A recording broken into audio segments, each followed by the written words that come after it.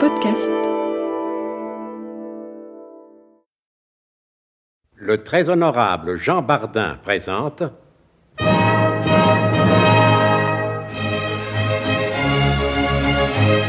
Bon baiser de partout. Une émission secrète de...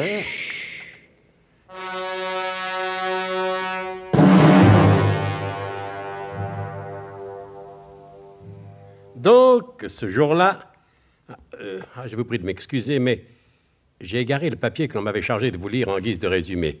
Car, on soit dit entre nous, ces résumés ne sont pas toujours très bien faits. Mais comme en 30 ans de métier, on ne m'a jamais pris au dépourvu, une fois de plus, je vais sauver la situation. Donc, si mes souvenirs sont exacts, et a priori il n'y a aucune raison qu'ils ne le soient pas, je ne suis pas, Dieu merci, encore gâteux. Ce jour-là donc, l'agent Inter 1829, alias Nicolas Lorwadec, se trouve à Interlaken et plus précisément dans un café de la ville, en compagnie d'un certain Ludovic Zatikelray, celui que justement le masseur Gottlieb Mithuns recommandait sur les instances du colonel de Gerlache, tout spécialement à l'attention de Lorwadec. C'est clair, n'est-ce pas? Bon, écoutons donc ce qu'il se disait. Vous avez connu le colonel de Gerlache? Ouais et non. Comment ça, oui ou non? Vous venez de m'affirmer à l'instant que vous le connaissiez et qu'il avait cité devant vous son philosophe préféré, Mordicus d'Athènes. Allez, jeune homme, ne vous emballez pas. J'ai connu, en effet, de Gerlache, mais le sous-lieutenant de Gerlache. Ah. Depuis Sidi Bel-Abbès, je ne l'ai jamais revu. Du 14 juillet, comme dirait de Gerlache. Parce que déjà, jeune sous-lieutenant, il aimait ce genre de plaisanterie. Celle-ci et bien d'autres encore, beaucoup moins innocentes. Vous évoquiez tout à l'heure le Panier Fleuri, cet établissement très chic, n'est-ce pas, qui était réservé aux officiers. Un établissement réservé dans le quartier réservé. Qu'est-ce que vous voulez trouver de plus chic, n'est-ce pas? Mais c'est tout à fait évident de sagesse. Ça aussi, le disait de temps en temps. 3 fois par jour, à peu près. Hein? Et depuis qu'il a pris la direction du service, que vous savez... Et la direction du SDUC? Chut! Aïe. Mais je vous ai demandé de ne pas prononcer ce nom, ici. La Suisse, c'est bourré d'espions.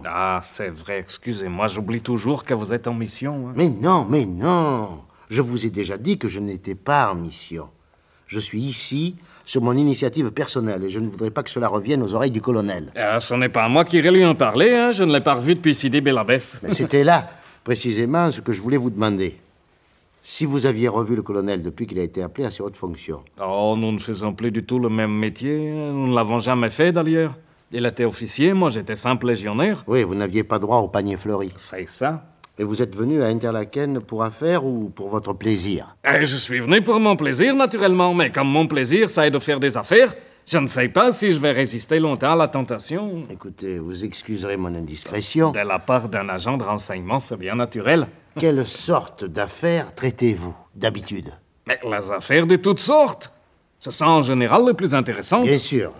Quant à vous, vous êtes venu vous reposer, hein? C'est-à-dire, peut-être pas précisément. Vous m'avez dit que vous n'étiez pas en mission. C'est exact.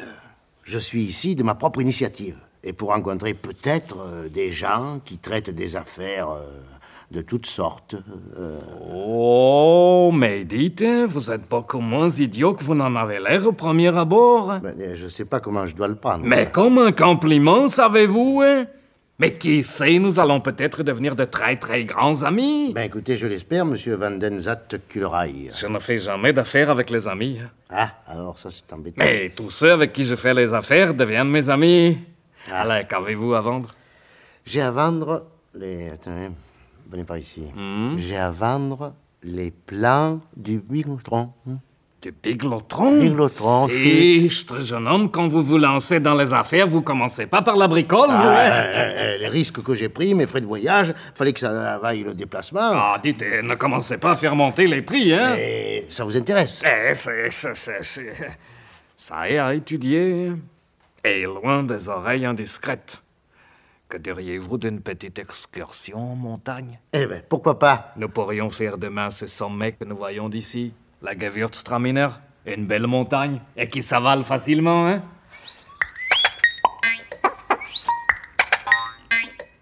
Inter 1829, alias Nicolas Lorwadec, après avoir quitté Ludovic van der Zatikulerij, regagna par des chemins détournés le numéro 1 bis de la Carfunkel, enfin de la place Carfunkel, car un nouvel entretien avec Gottlieb Mithuns était nécessaire.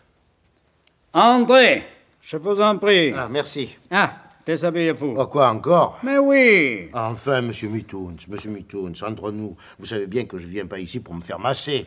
Vous le savez, mais mon infirmière ne le sait pas, et elle ne doit pas le savoir. Allez, déshabillez-vous, et plus vite que ça. Bon, ça va. Allons-y, là. Je garde mes chaussures, hein. Oui, si vous êtes revenu me voir si vite, je suppose que c'est parce qu'il y a du nouveau. Oui, voilà, je viens de boire un verre, enfin plusieurs verres, avec Ludovic Zattekullerai. Oui.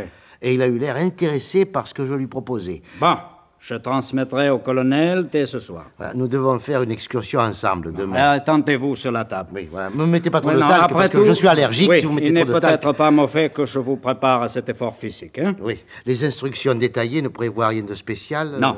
Vous savez, à la boîte, ils ont l'habitude de tout prévoir. Mais ils ne pouvaient tout de même pas deviner que Ludovic Fontaine Zattekullerai allait vous inviter à une excursion. Oui, vous ne pouvez pas nous accompagner. Il n'en est absolument pas question.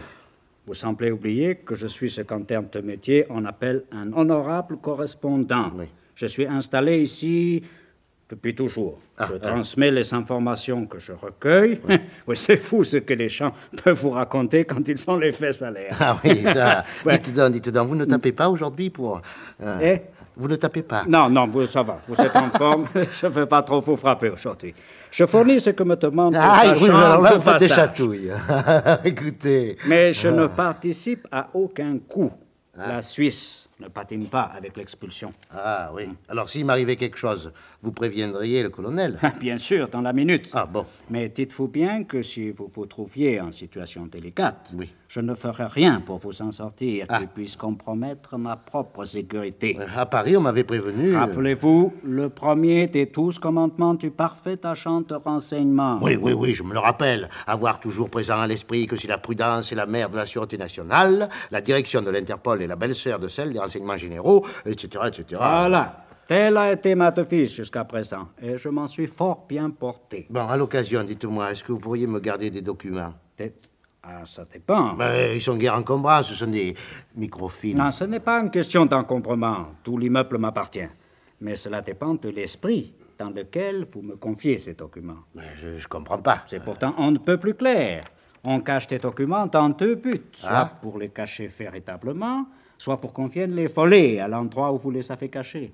Je vous préviens, je ne veux pas de cambrioleurs chez moi. Ah non, ça serait pour les cacher véritablement. C'est extrêmement dangereux. Mais il se peut que j'accepte quand même. C'est-à-dire dès que le colonel m'en aura donné l'ordre. Bon, vous n'avez pas d'autres instructions détaillées me concernant? Non. Je vous ai dit, lors de notre récente séance de massage, ces instructions détaillées recommandaient surtout de ne pas vous donner trop de détails. Oui, ben ça... Le détail fait parfois perdre de vue l'ensemble. Oui, de Vous vue. avez, oui, de vue, oui. Vous avez vu M. Ludovic Fontaine Zattekullerai. Oui. C'est le principal. Si vous n'obtenez pas de lui ce que vous étiez en droit d'en attendre, je vous fournirai d'autres noms, comme ceux, par exemple, de la comtesse Vanda Vodkamilevitch, veuve du général-comte Alexis Vodkamilevitch, née Catherine Lagrumeau. Le Grumeau. J'ai vu le passeport. Non, c'est Lagrumeau. Le Grumeau. Bon, si vous voulez, ce n'est pas un petit détail d'importance. De Mark O'Leggins, du pasteur Abraham und Vernon, de Valas Benson Yetzman, du professeur Marcel Maseltoyevitch, de Philippe Strihoklok, d'Aristote Arnaklos. Arnakos. J'ai vu les passeports dans le train. Arnakos, si vous voulez. Nous n'allons pas chicaner, non? Je chicane pas, mais dites le mot. Pilsensnaps. Ou vous prononcez correctement, ou alors vous ne prononcez pas du tout. Arnakos. C'est fini? Oui, allez-y. D'Arturo Paolo Meltici et de toute la toute délicieuse Dorothée de Vaux. Oui, celle-là, alors. Bon. Mais tous ces gens-là étaient avec moi dans le train. Ah, Alors, dans le même train. forcément, puisqu'ils allaient à Interlaken. Oui. Mais je vous donnerai leur nom plus tard. Pour l'instant, vous avez déjà suffisamment à faire avec Ludovic Fontaine Zattekullerai. Oui. Voilà, vous pouvez vous rhabiller. Merci. Aujourd'hui, vous voyez, ça a été très bien. Pas plus mal. C'était Bon baiser de partout. Une émission secrète de... Pierre Dac et Louis Rognoni.